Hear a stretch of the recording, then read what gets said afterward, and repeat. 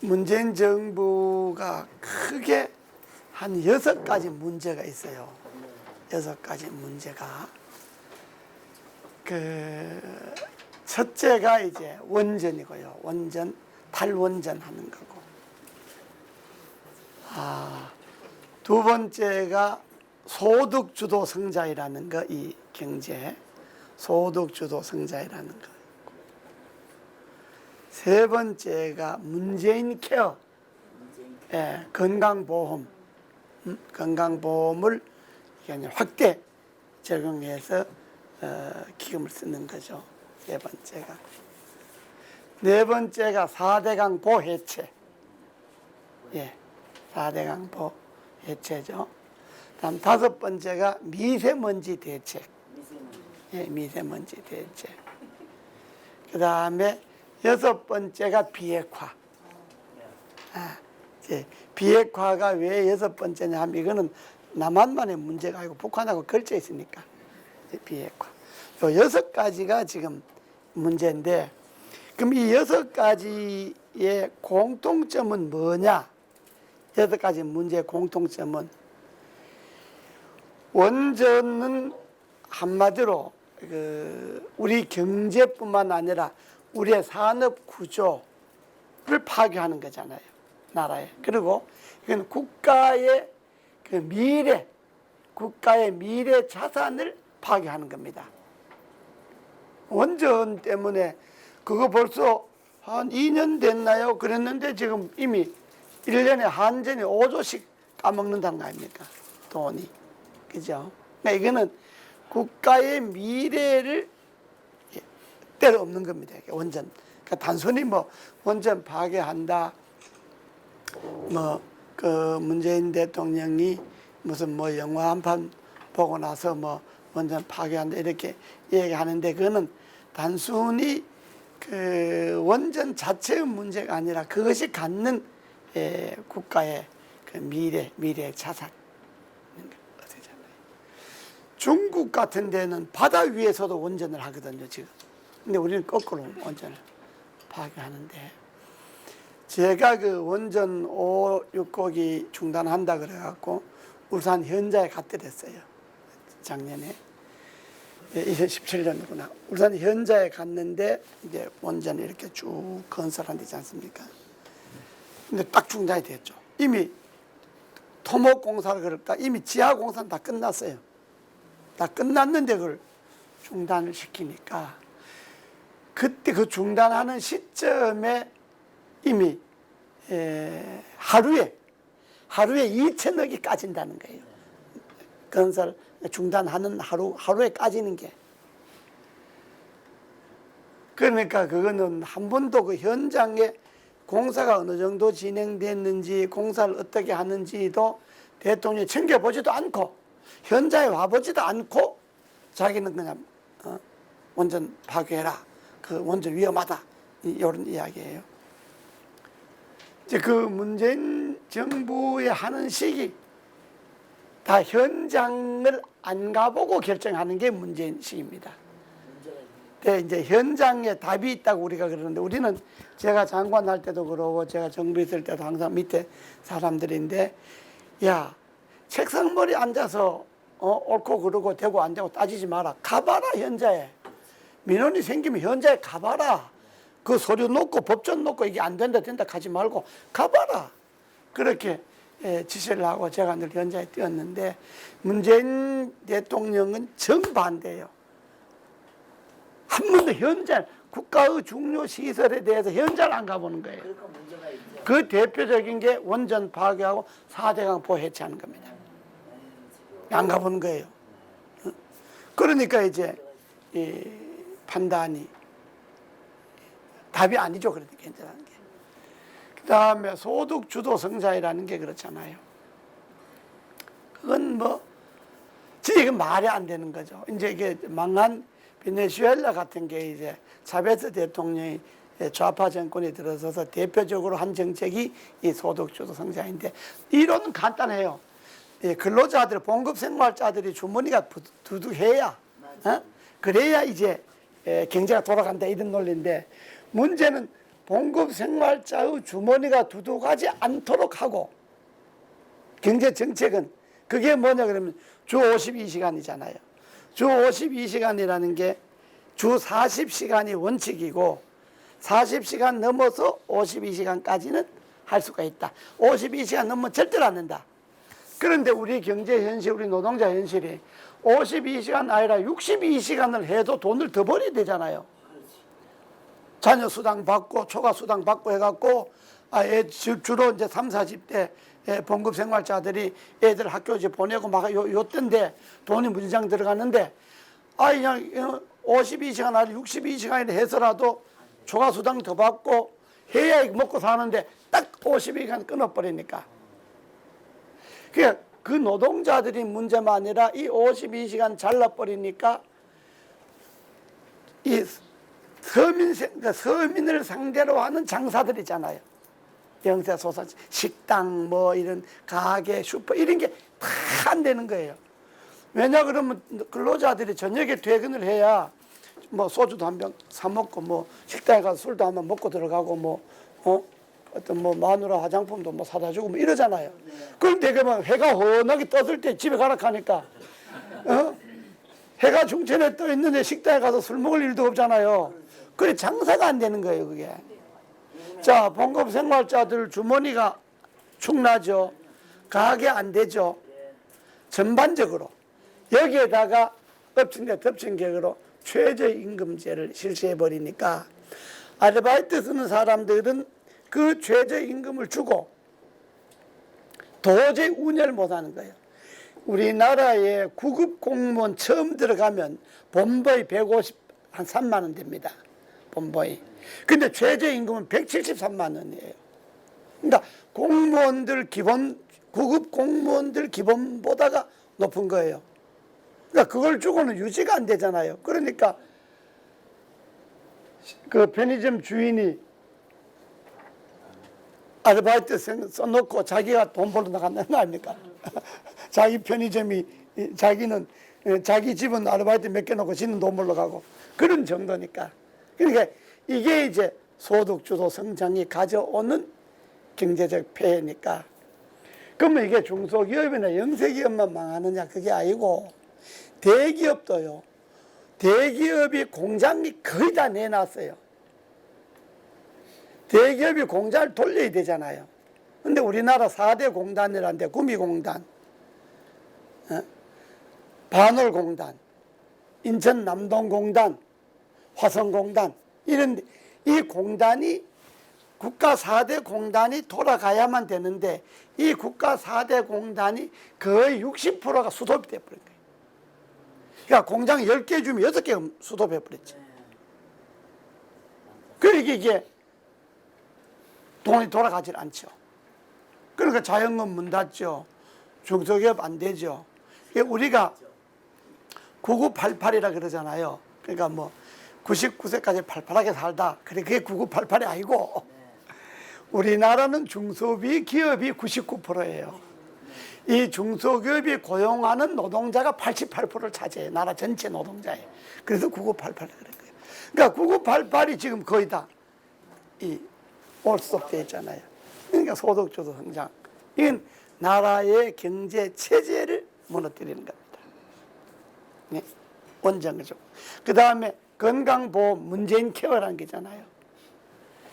이걸 건강보험을 무조건 확대하니까 2025년 되면 우리가 낸 기금이 거의 고갈된다는 거 아닙니까? 그러면 줄 돈이 없어요, 이제. 그러면 건강보험을 올려야 되잖아요. 더 올려야 되는데 출산을 안 하니까 건강보험을 올리려면 인구가 많아야 되는데 근로인구는 점점 줄잖아요. 노령인구는 점점 늘고 일한 인구는 줄고 그러니까 건강보험을 올릴 수 있는 재원이 없는 거예요. 그러니까 망하는 거예요. 망하는 걸로 나가는 거죠. 그렇죠? 베네수엘라가 그래서 망했잖아요. 또 우리 사람들이 공짜로 맨날 받다가 야, 국가 형편 안 돼서 이제 공짜 안 된다. 가면 국가 형편 어려워서 안 되는 건 생각 안 하고 왜 주다 안 주나 이래야 되잖아요. 전에는 줬는데 왜 안 주냐? 이게 사람이 심리잖아요. 그죠? 그러니까 이제 그거 이제 망하죠. 그 다음에 4대강 보 해체. 예? 이 우리나라 보가 16개입니다. 16개. 우리나라 보가 16개인데 한강에 3개, 금강에 3개, 영산강에 2개, 낙동강에 8개, 16개 보입니다. 그러니까 이명박 정부 때 왜 보를 만들었냐? 이게 가뭄, 이 물 부족이 예상됩니다. 되게 그 전문학자들, 기상학자들 이야기가 2020년에서 2025년 사이가 우리나라의 대가뭄이 예상된다는 식. 대가뭄. 그러니까 가뭄이 주기가 대가뭄, 중가뭄, 소가뭄, 그러니까 기본 가뭄, 이 4개의 주기가 있는데 대가뭄이라는 것은 124년 만에 한 번 오는 가뭄이에요. 큰 가뭄입니다. 중가뭄은 23년 만에 한 번 오고, 소가뭄은 12년 만에 한 번 오고, 일반 가뭄은 한 6년 내지 7년 만에 한 번 오고, 이 가뭄이 주기가 전부 겹치는 게 2020년에서 2025년 사이라는 거예요. 그러니까 대가뭄이 오면 국가가 망한다는 예가 1910년입니다. 1910년 일본이 우리나라를 집어먹었잖아요. 그죠? 강타. 그때가 전 세계적인 대가뭄인데 한반도의 대가뭄이 아주 극심했다는 거예요. 대가뭄이 너무 극심해갖고 물이 없고 물이 마르고 그러니까 먹을 것이 없고 그때 이 핫바이 일본이 우리를 집어먹은 거예요. 그러니까 그 정도의 가뭄이 주기가 20년에 1920년에 2020년에서 2025년 사이가 대가뭄이 예상된다는 해요.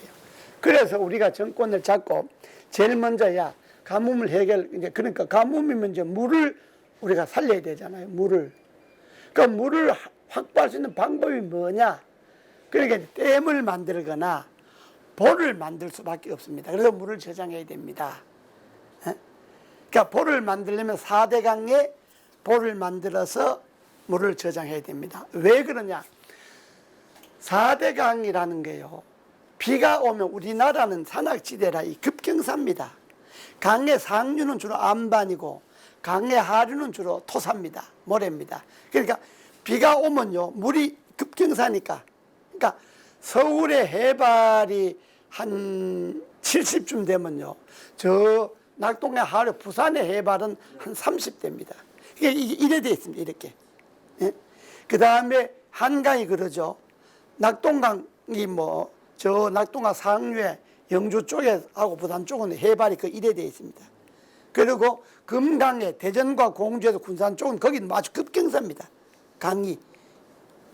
그 다음에 영산강에 광주에서 목포 그것도 맞아. 이래서 광주 해발이 한 80대면 목포는 해발이 한 10대입니다. 이렇습니다. 그러니까 비가 오면 물이 그대로 바다로 그대로 가버리는 거예요. 그러니까 이 경사에 중간중간 보를 질러서 물을 가다 놔야 되는 거예요. 물을 만들 때. 그래서 보를 만들어 놓은 겁니다. 그래서 물을 저장해 놓아서 가뭄을 대비하죠. 그 다음에 이제 이 보를 만드는 건 강을 준설해야 되잖아. 그 다음에 하상의 높이가 그러니까 하상의 높이가 이러면 주민들이 사는 데는 낮은 거예요. 그러니까 강 높이가 주민들 사는 데보다 높으니까 비만 오면 강물이 주민들 사는 동네로 쏟아지잖아요. 그러니까 홍수가 나는 거예요. 그러니까 낙동강에는 할머니들이 그래요. 내가 이번에 16개 보를 다시 한번 가봤는데 내가 지금 3번째 가봤는데 낙동강에는 할머니들이 뭐라 그런지 아세요? 맥이 하품만 해도 홍수 난다 그런데 그 정도 비만 왔다 그러면 홍수예요. 그럴 수밖에 없는 게 낙동강의 하상이 이렇게 높은데 동네는 이렇게 낮으니까 비만 오면 이게 물이 덮치잖아요. 그런데 이 높은 것을 준설해 갖고 이 마을보다 강을 바닥 낮게 만들어 놓은 거예요. 그러니까 비가 오면 아무리 와도 홍수가 안 나잖아요. 4대강 보를. 그죠? 그러고 그렇게 돼 가뭄을 대비하고 홍수를 예방하고. 다음 수질이라는 거 그러잖아요.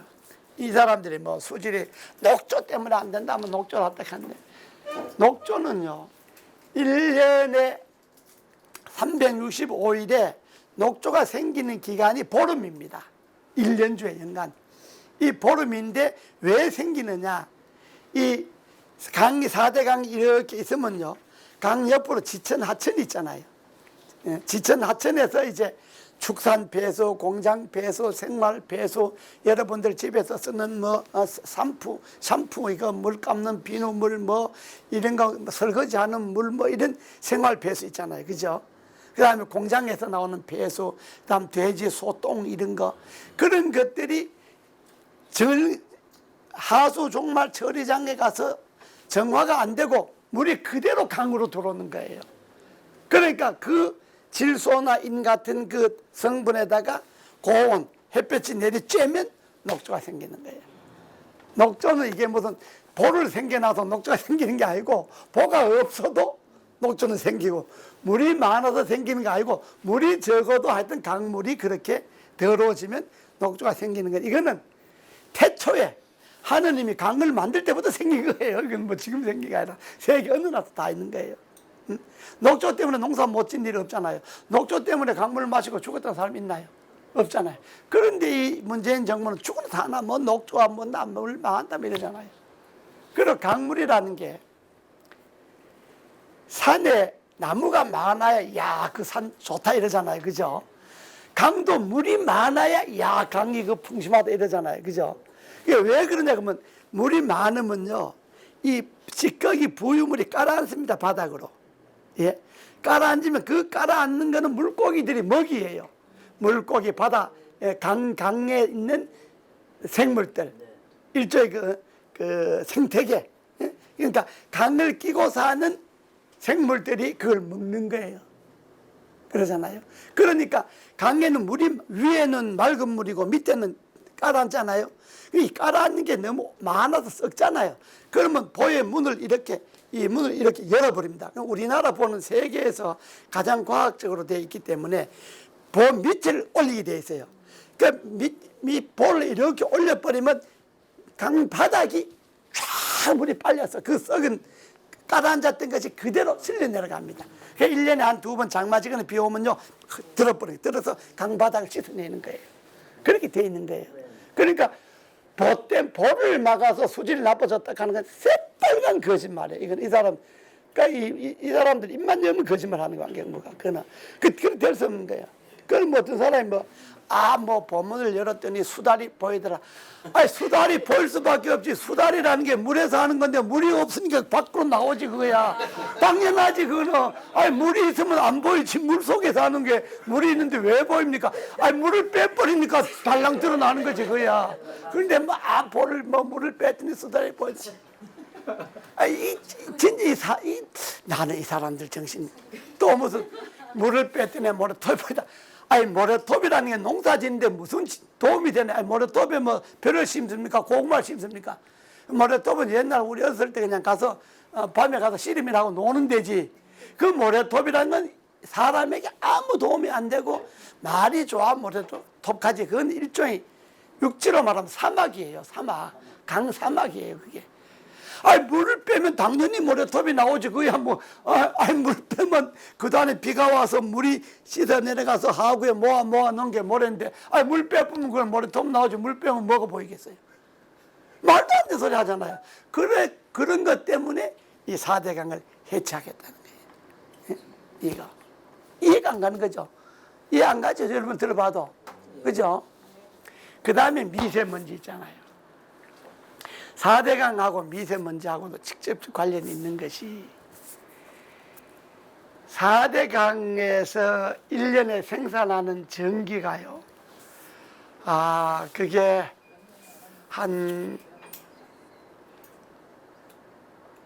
이게 수력발전소가 1년에 수력발전소에 생산한 전기가 그 5천 세대가 쓸 수 있는 전기가 나오는데 거기에 탄소, CO2, 이산화탄소, 탄소 저감량이 18만 톤입니다. 그러면 소나무로 말하면 5,602만 그루의 소나무가 뿜어내는 그 역할을 4대강 보에 있는 소수력 발전소가 하는 거예요. 그 되게 물로 전기를 만드니까 미세먼지가 생길 이유가 없잖아요. 그죠? 그러니까 기름 떼는 걸로 말하면 약 45만 배럴, 45만 4천 배럴을 이렇게 기름 떼는 것을 만큼, 그게 이제, 그걸 이제, 거기에서 나오는 미세먼지만큼 줄이는 거예요. 16개 보의 수력발전소가 나오는 게. 그러니까, 게다가 또 이제 볼을 빼버리면 강바닥에 모래, 자갈 이런 게 드러나면 거기에서 이제 바람이 불거나 하면 먼지 나고 이제 그 강이 좀 뒤집어지잖아요. 그렇기 때문에 볼을 해체하면 16개 보에 있는 수력발전소가 중단이 되기 때문에 강바닥이 드러나고 수력발전이 중단되고 여기에 나오는 미세먼지가 우리나라의 전체 미세먼지의 약 10분의 1을 담당할 수 있는 거예요. 근데 이걸 없앤다는 거 아닙니까, 지금 이 사람들. 그죠? 그러니까 암만 해도 이해가 안 가는 거죠. 이게 암만 이해가 안 가죠. 그 다음에 또 하나는 내가 이제 아까 비핵화라 그랬잖아요. 비핵화라는 게 그런 겁니다. 이 미국이나 트럼프나 우리 국민들이 말하는 비핵화는 북한의 핵을 없애는 겁니다. 핵을 없애라. 너희들을 원체 못 믿을 사람들이니까 핵을 갖고 있는 나는 언제 어떻게 할지 모른다. 우리 정부 때 북한하고 회담하려고 그랬는데 그 다음날 금강에서 박광재에서 피살을 했죠. 남북 합의 보자고 했는데 그 다음날 천안함, 오늘 제가 천안함 위대 46용사 참배하러 대전 현충원집 갔다 오는 길입니다만, 이명박 정부에서 남북 회담 다 일정 잡아놨는데 천안함 터뜨렸죠.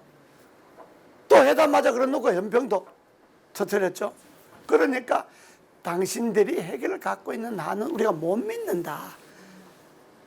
그게 이제 핵을 아예 없애라 하는 게 우리가 말하는 비핵화고 미국이 말하는 비핵화인데, 이 문재인 이 사람은 그래 핵은 갖고 있고 쓰지만 안 하면 된다. 사용만 하면. 핵 동결 말하자면. 그러니까 있는 핵을 그냥 어떻게 하겠냐. 그건 그냥 갖고 있는데 사용만 하지 마라.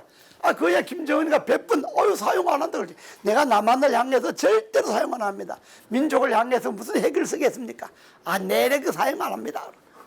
그야 뭐 100번 사용 안 한다 하죠. 그냥 그걸 이 사람은 믿는 거예요. 믿고 이미 군사분계선에 GP 철수 다 했죠. 동네 안에 철조망 철거 다 했죠. 이미 군인들 병영 안에서 맨날 스마트폰 들고 하죠. 평일 날도 외출 나가죠. 이미 우리나라의 군인들의 전쟁 태세는 무너진 겁니다. 그러니까 비핵화로 군사적 안보 무너졌죠. 소득 주도 성장으로 경제 무너졌죠. 그럼 그러다가 원전 파괴 보해체로 국가 기본 산업, 국가 기본 시설 파괴하죠. 그러니까 이게 도대체 이 정부를 우리가 믿을 수가 없잖아요. 그죠? 나는 조금 점잖아서 말을 지금 점잖게 하는 겁니다, 지금. 내가 사납게 말하려면 지금 입에 막 육두문자가 나오지만은 내가 아주 골라서 수준 높게, 지금 여러분들이 다 수준 높게 생겨갖고 내가 좀 이게 점잖게 한 축입니다, 내 말이. 예? 그러니까 이 정부, 그러면 도대체 문재인, 왜 그러냐? 뭐 때문에 그러냐? 문재인 대통령도 대학 나오고 뭐 멀쩡하게, 변호사 계시지만, 변호사까지 하고 뭐 상식 있는 사람인데, 그는 왜 그러냐? 딱 목적이 두 가지입니다. 하나는 우리나라가 지금 보세요. 48년에, 이제 45년 해방돼 갖고 48년에 정부 수립해서 그 70년도 안에 우리나라의 정체는 자유민주주의 시장 경제입니다. 이거 하나로 이승만 정권, 박정희 정권, 이명박 정권 쭉 나오면서 오늘날의 경제 대국을 만들었잖아요. 우리가 건국할 때 우리 국민 소득이요 67불이에요. 67불. 전 세계에서 최극빈국입니다.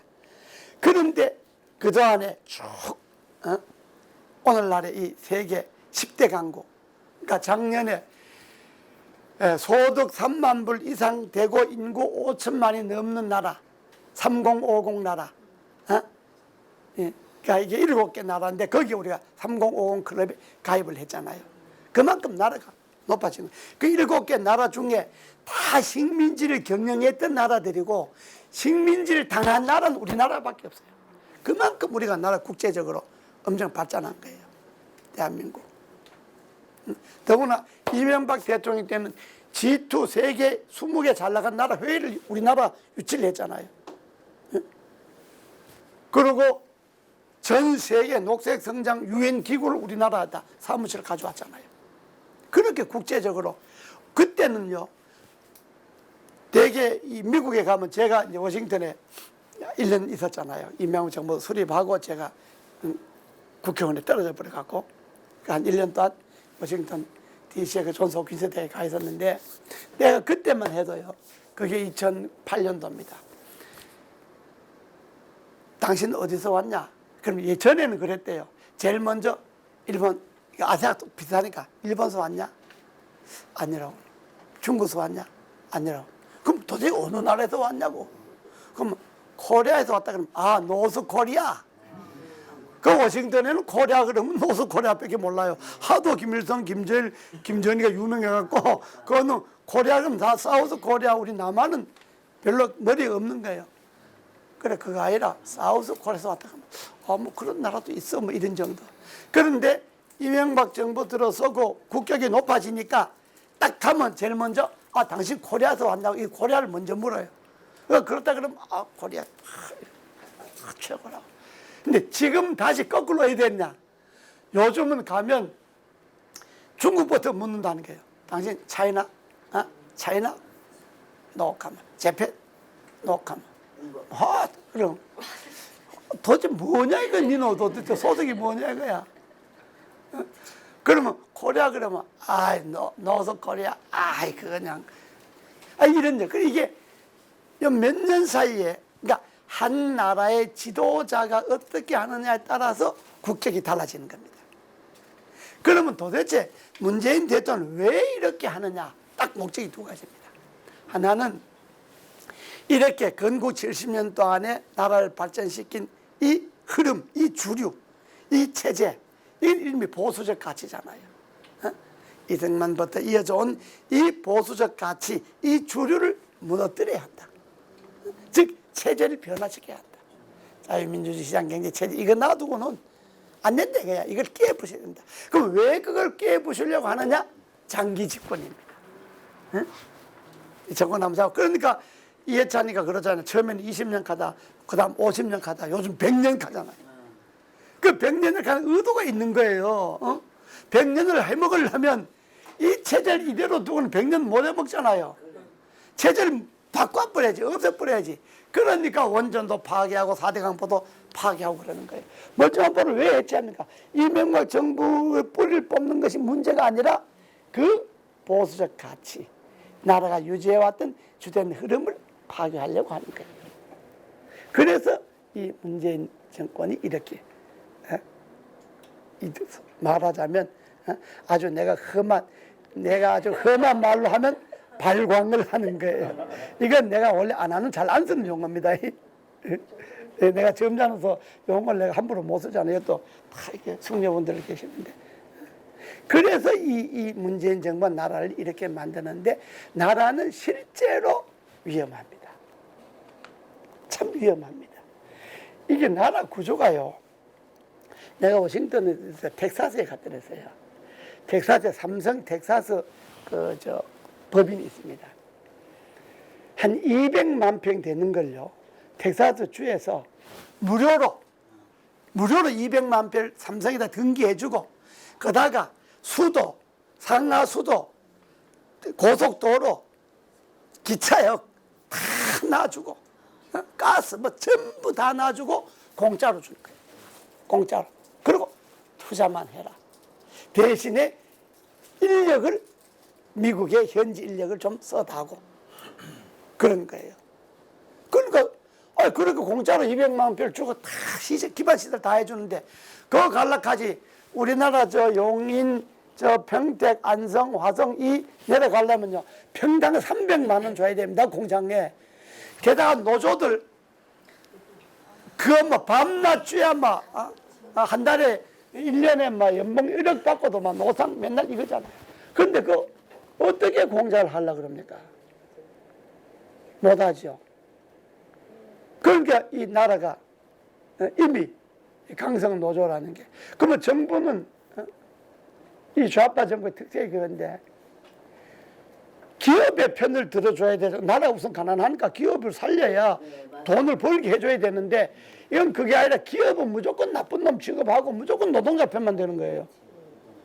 그게 나라가 이게 균열 깨지잖아요. 알라바마에 갔더니 그 현대 자동차가 있어요. 현대 자동차 알라바마 공장.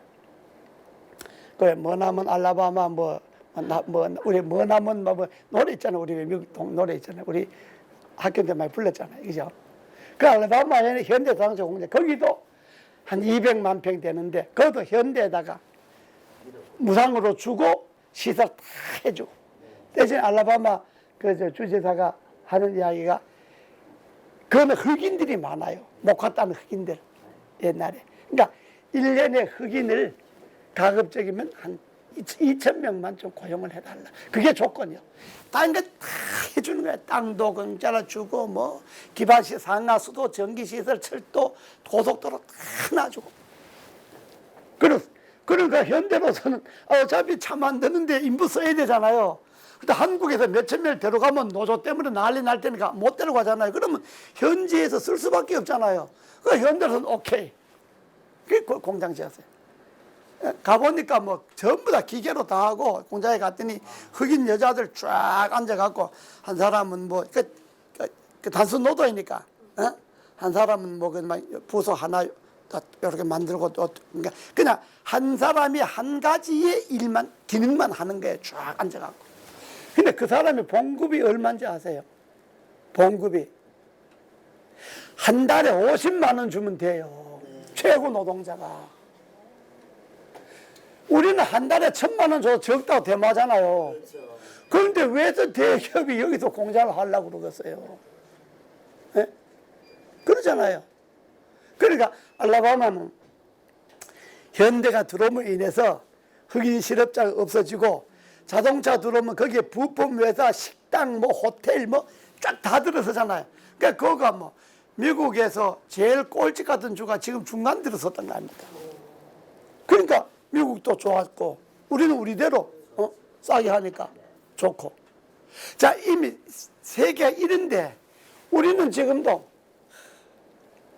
맨날요 포항 현대차 공장에 가보세요. 차 쫙 세워놓고 맨날. 거기는 식당에서 일하는 아줌마도 연봉 1억입니다. 그 정문 앞에 서서 차 들어가는 거 이렇게 하고 이렇게 스톱하고 있잖아. 교통정리. 그 사람도 봉급이 연봉 1억이에요. 노조들이 해갖고. 그래서 자식들 다 공짜로 대학까지 다 시키죠. 거기다 매년 매년 파업해갖고 조금씩 얻은 게 지금 그래 되는 거예요. 그게 노조 왕국이죠. 그러니까 대기업이나 이런 거는 가면 갈수록 어려워지는 거예요, 나라가. 그잖아요. 그러죠. 지금 보세요. 사회는 어떻습니까? 요즘 돌아가는 보세요. 무슨 적폐청사에다 그래갖고 자기네들 장기 집권의 바위가 된다고 생각하는 사람들은 어떻게든지 찍어갖고 잡아가잖아요, 줄줄이. 세대 대통령 둘 잡아간 것도 부족해서 대법원장까지 잡아가고 대법원 판사를 100명을 조사를 했다는 나라가 전 세계 어디 있겠어요. 우리 존경하는 우리 강 변호사 계시지만은 세대 사법부의 법관을 100명이나 잡아가서 조사하는 게 어디 있어요. 제가요 이렇게 멀쩡하게 생겨도 내가 젊었을 때 민주화 운동하다가 5번 구속이 되어서 감옥을 10년 반을 살았습니다. 내가. 그 젊은 내가 감옥을 다 살고 나오니까 나이가 48이에요. 들락날락 5번 하면서. 그때도 지금처럼 이렇게 검사들이 이렇게 지독하진 않았어요. 정권이 이렇게 지독하진 않았어요. 그때도. 근데 지금은 뭐 완전히 뒤집잖아요. 게다가 군인들이랑 아까도 잠깐 이야기했지만 군인들이요 휴대폰을 지 마음대로 쓰게 하니까 이런다는 거예요. 훈련 나가는데 전화 딱 해갖고 엄마 오늘 야간 훈련 가는데 가요 말아요. 가면 야 그 위험하다 가지 마라. 가면 중대장인데 엄마가 훈련 못 가게 합니다. 이게 나라입니까? 이게 군대입니까? 예? 이 나라가 이렇게 돼버린 거예요. 이렇게. 그리고 뭐 부적응 심사 그래갖고 군인들이 이런다는 거 아닙니까? 군인들이 중대장 가서 중대장님 저는 도저히 적응을 못 하겠습니다. 군대 생활 더 못 하겠습니다. 그러면 그래 알았어. 저녁 작년에 1년에 이렇게 해서 군대 생활 안 하고 나온 사람 6천 명이 넘는다는 겁니다. 그러니까 이게 군대 이게 나라가 전쟁 나면 어떻게 누가 나라를 지킵니까? 비상 걸리면 전부 외출 가서 PC방에 가 있고 노래방에 가 있고 다 이 군인들이 이런데 어떻게 나라를 지킵니까? 나라가 이렇게 기본적으로 무너지고 있습니다. 그러니까 우리가 뭐 매일매일 사는 데는 뭐 별로 실감 안 나니까 여러분들은 뭐 그냥 그냥 사는 데는 모르니까 피부적으로 이렇게 실감이 안 가죠. 근데 이것이 점점 우리들의 생활에 이것이 이제 막바로 닥칩니다. 이제 시간이 가면 갈수록. 자, 그러면 자 나라가 이래 됐는데 그럼 이거 어떻게 해야 되겠냐? 나라를 어떻게 해야 되겠냐? 그 나라를 다시 이제 우리 존경하는 홍준표 대표 말로 말하면 나라를 다시 세워야 한다. 이 나라 안 된다. 나라를 다시 세우자. 막 그런 이야기인데 그 나라를 어떻게 다시 세우냐? 어떻게 다시 세우겠냐? 물론 이제 정치가들마다 자기 견해가 다르죠. 다른데 내가 국회의원을 20년을 한 사람입니다. 장관을 2번 하고. 그러니까 대한민국 정치 현주소에서 이재호가 할 역할은 다 한 거예요. 더 이상 못한 건 내 능력이 없어서 못한 거고. 그래도 이명박 정부 때 사람들이 그러잖아요. 이명박 정부 정권의 2인자 그러면 다 이재호가 정권의 2인자다 그랬잖아요. 그러니까 나는 권력을 이렇게 대통령만 안 해봤지 대통령 가질 권력은 다 봤어요. 옆에서 봤어요. 그러니까 나는 더 이상 뭐 권력이 뭐 탐나고 뭐 이런 거 없어요. 그냥 먹고 살 것만 있으면 그냥 편안하게 사는 게 그냥 네 그거예요. 그런데 나라는 이렇게 두면 안 되잖아요. 그죠? 그래서 내가 그 20년간 정치 생활을 했죠. 국회의원 20년, 장관, 정권 만들고, 그다음 민주화 운동 30년 하면서 감옥도 한 10년 살아봤죠. 또 감옥 안 살 때는 수배한다고 맨날 잡으러 다녀가고 7년 동안 도망 다녀봤죠. 그런 시절을 또 대학 다닐 때는 학생운동, 한여자 반대운동 한다 제적돼가고 또 도망 다녔죠. 그러니까 내 인생이 한국 현대사를 살아온 거예요. 쭉 한국 현대사를. 그 살아온 결론이 뭐냐. 나라를 이렇게 두면 안 되는데 제일 먼저 대한민국이 변하려면 이 대통령제를 바꿔야 된다. 네. 대통령 한 사람에게 모든 권력을 줘갖고는 나라가 안 된다. 그러니까 보세요. 할 때는 뭐 기분 좋겠지. 자, 이승만 대통령 하야했죠. 박정희 대통령 총 맞아 죽었죠. 네. 전두환 노태우 대통령 감옥 갔죠. 노무현 대통령 자살했죠. 김대중, 김영삼 대통령 자기 아들들, 자식들 감옥 다 보냈죠. 이명박, 박근혜 대통령 지금 감옥 가 있죠. 다음에 이제 문재인 대통령도 갈 차례죠. 그러니까, 그거는 박수 칠 일이 아니로 순서가 그래 가게 돼 있는 거였다. 그러니까 여대로 하면 가거나 죽거나 둘 중 하나잖아요. 이게 그러니까 이게 또 사람들 다 그렇게 돼 있으니까 가거나 죽거나. 누가 박근혜 대통령 감옥 간다고 누가 그렇게 돼요? 20대지 선거하는데 내가 우리 지역에서요, 내가 은평구에서 국회의원 5번 했잖아요. 여론조사하면 이재호에 당할 사람이 없어요. 그러니까 아예 나설 생각을 안 해요.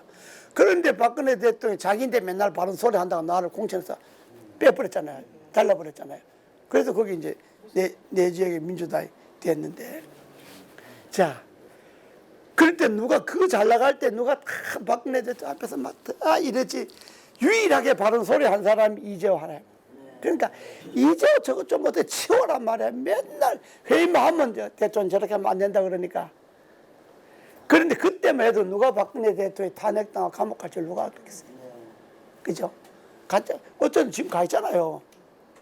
문재인 대통령 마찬가지. 지금 누가 문재인 대통령을 감옥 간다고 누가 생각하겠어요. 그러나 순서가 가게 돼 있는 거예요. 차례가 자기 차례가. 그죠? 내가 보니까 그런 것 같아. 그리고 왜 그래 그러면 절대 권력을 쥐면요, 그만큼 부패도 심하고 권력의 남용도 심하고 비리도 많고 그럽니다. 그리고 절대 권력을 가지면 우리 국민들이 이제는 뭐든지 대통령 탓으로 돌립니다. 내가 지역에서요, 국회의원 할 때 저녁에 이제 골목에 들어가면 골목에 가로등이 꺼진, 가로등에 불이 꺼진 거예요. 그럼 지나가다 아줌마가 나를 보고 그래요. 이요! 내가 예, 그럼 대통령이 저 따로 내 가로등에 불이 꺼지잖아. 대통령하고 가로등하고 뭔 관계도 지금 구청장들이 이야기를 해야지. 연신내 시장에 인사하러 가잖아요. 그럼 노정사 아줌마가 내보고 이재호! 그럼 이재호 의원님도 아니요. 야 이재호! 내가 하도 오래 살아, 50년 살다 보면 지나니까 내가 예, 그러면 대통령 똑바로 하라 그래. 요즘 이게 노점장인데 장사도 안 되잖아. 노점장 장사 안 되는 게 대통령하고 직접적인 관련이 있나요? 그러니까 우리나라는 이미 국민들이 자기인데 잘 안 되는 건 다 대통령 사도 돌린 거예요. 그럼 왜 그러냐? 그만큼 대통령 말 한마디. 지금 보세요. 문재인 보세요. 멀쩡하게 원전 하지 마라. 그게 대통령 말로 그만둘 사안이 아니거든. 4대강 보해체라. 4대강 16개 보해 농민들이 전부 반대한데 보해체하면 죽겠다 하는데, 이걸 대통령 말 한마디 하잖아요. 그러니까 지금도 보세요. 이미 김학의 사건, 무슨 장자연가 방자연가 사건 그 이미 10년이 다 지났는데 대통령 말 한마디 그거 다시 조사해라. 지금은 난리잖아. 다 조사.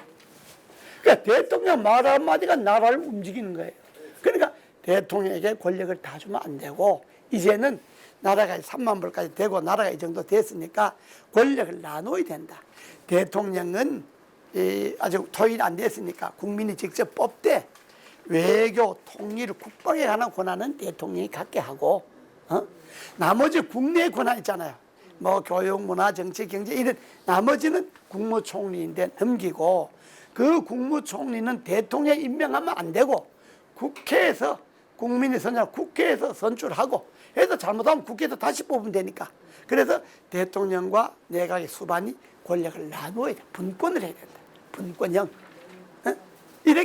이렇게 해갖고 대통령제를 개혁을 해서 분권형 대통령제로 헌법을 고쳐서 외치와 내치의 권한을 나누고 내각은 원내 의석에 따라서 구성하고, 그러니까 내가 총리가 된다고 해서 우리 당 사람은 다 뽑는 게 아니고 국회 의석수에 따라서 장관들을 뽑고, 내각은 연설하고 대통령 권한은 분권을 하고, 이렇게 해서 권력을 좀 나누어야 됩니다. 분권을 해서.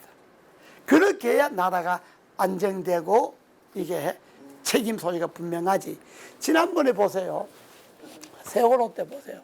큰 난리를 쳤는데 정부에서 책임을 누가 지락했는데, 책임을 지려면 내각 수반이 책임을 져야 되잖아요. 그죠? 우리나라 헌법엔 내각 수반이 대통령이에요. 대통령이 국가 원수이자 내각 수반을 겸하는 거예요. 국무총리는 아무 권한이 없는 거예요. 그건 그냥 대통령의 명예에 의해서 대신 업무를 보는 거지, 국무총리가 내각 수반이 아니란 말이에요. 그러니까 저는 헛개비란 말이에요. 대통령이 국가 원수이자 내각 수반을 하니까 이걸 대통령은 국가 원수만 하고 외교 통일 국방만 하고 내각의 수반은 총리에게 권한을 줘라. 이렇게 해서 분권을 해서 나라의 흐름을 좀 집중하지 말고 이걸 좀 나누어서 협치를 하도록. 그래 개헌을 해서 분권형 대통령제로 개헌을 해야 한다 하는 게 제 안이에요. 제가 입만 열면 이야기를 몇 년째 하는 거예요. 근데 내가 국회에서 할 때는 내 말을 들을 때는 그렇게 하자고 다 해놓고 대통령 되면 딴소리. 문재인 대통령도 국회의원하고 같이 하면서 내 이야기하면 의원님 말씀이 100% 옳습니다. 그렇게 해야 됩니다. 그래 놓고 되고 나면 100년 정권 잡겠다니까 분권해갖고 100년 정권 잡을 수 있겠어요. 권력을 자기 다 거머쥐어야지. 그러니까 저 사람 다음에 또 큰 집에 갈 차례랍니다. 혼자서 권력을 다 나누면 가게 돼 있는 거예요. 예, 개헌을 해서. 그래서 우리가 다시 한번 정권을 잡으면 제일 먼저 할 일이 뭐냐? 개헌해가고 분권한다. 대통령 됐다 그래서 다 오래 해먹으려 그러지 말고 딱 나라를 체제를 바꿔야 된다. 두 번째 나라를 어떻게 고쳐야 되느냐? 행정구역입니다. 지금 행정구역. 지금의 행정구역이요. 중앙정부 있죠. 그죠? 광역단체 있죠. 기초단체 있죠. 3단계로 되어 있잖아요. 게다가 행정부는 보세요. 서울, 세종, 과천, 대전 행정부가 4군데나 흩어져 있는 거예요. 대전 갔다 세종 갔다 과천 갔다 중앙청 왔다 이 나눠져 있잖아요.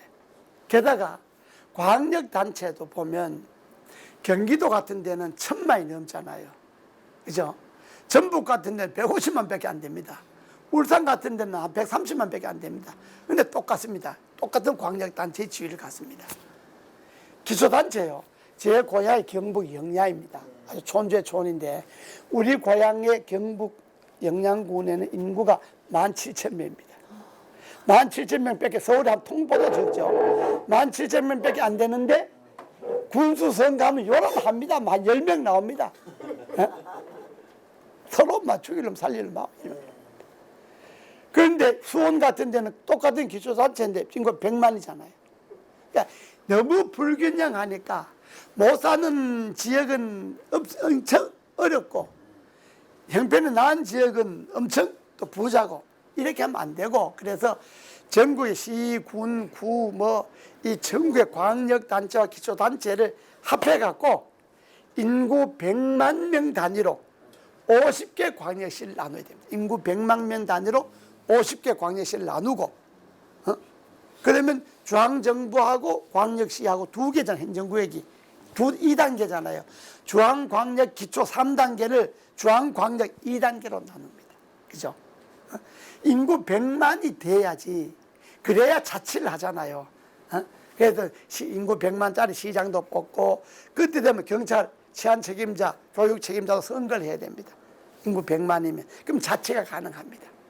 인구 100만. 그래 인구 100만으로 전국을 50개 광역시를 만들어 갖고 지방자치가 가능하게 만들어야 됩니다.